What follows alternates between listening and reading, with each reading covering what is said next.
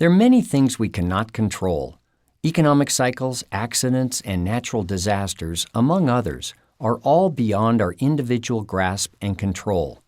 We also can't control our customers and clients. Some may be dissatisfied over one matter, while others will never be satisfied with anything.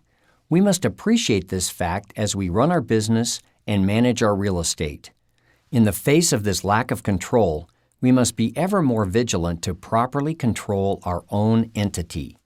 Choosing the right entity is a start, a foundation for growth and protection.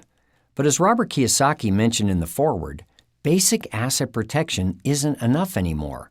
You need to take the next steps for better protection. Forming an entity is your foundation. Then you must follow the corporate formalities and tax laws. These are your building materials. You want to do it right using brick and not straw, and thus be protected. Your entity is a structure, and the more solid the foundation and building materials are, the more protection and control you will have. Corporate veil. You will be hearing a great deal about the corporate veil and the piercing of a corporate veil in this book.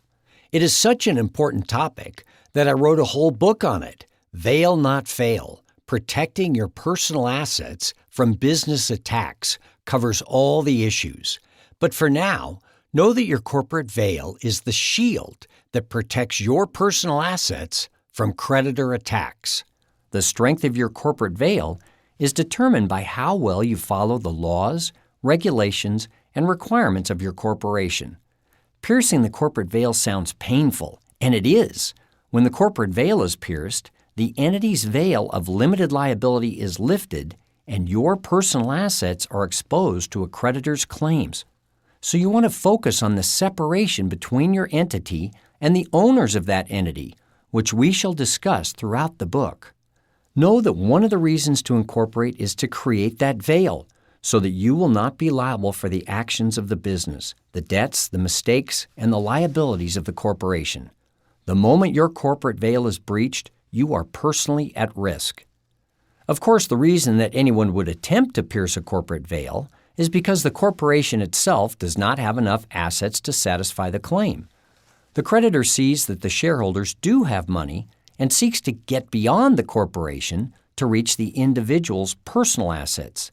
A recent study found that piercing the veil was successful 48% of the time.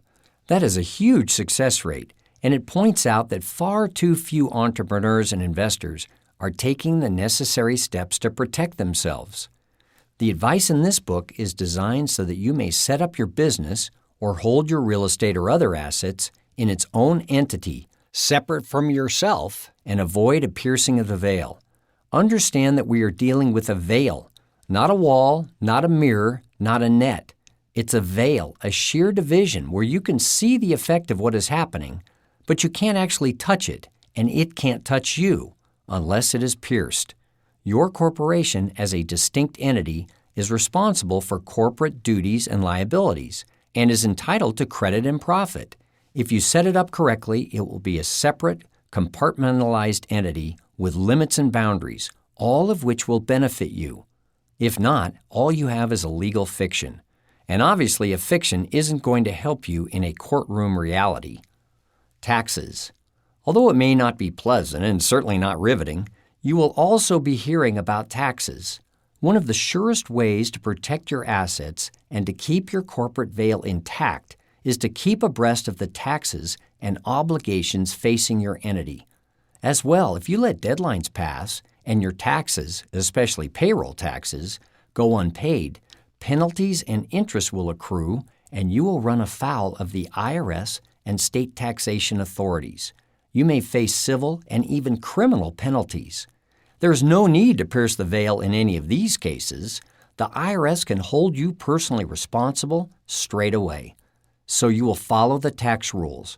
With a good bookkeeper and accountant on your team, you can certainly legally minimize your taxes, and you can certainly use the tax rules to your advantage, as the rich do every day.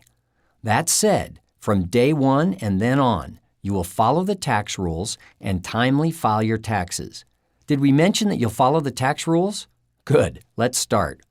One of the reasons for writing this book is that scores of clients have said to me, I've set up my corporation. Now what do I do? It's hoped that this universal question will be satisfied by the contents of this book, and that you will be able to more confidently run your own corporation, LLC or LP.